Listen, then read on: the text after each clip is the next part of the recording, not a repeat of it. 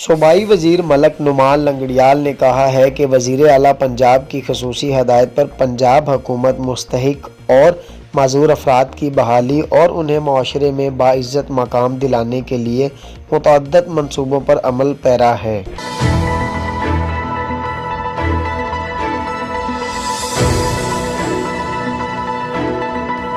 ساہیوال صوبائی وزیر ملک نعمان لنگڑیال نے بلدیہ ہال چیچا وطنی میں بیوہ خاتون، معذور افراد اور نادار خاندانوں میں سلائی مشین، ویل چیئر اور امدادی چیک تقسیم کیے۔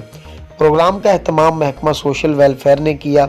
تقریب میں المحمود ویلفیئر فاؤنڈیشن کی طرف سے خصوصی افراد کے لیے 30 ویل چیئرز عطیہ کی گئیں، جبکہ امین پنجاب بیت المال کی طرف سے بیوہ خواتین کے لیے 20 سلائی مشینیں تقسیم کی گئیں۔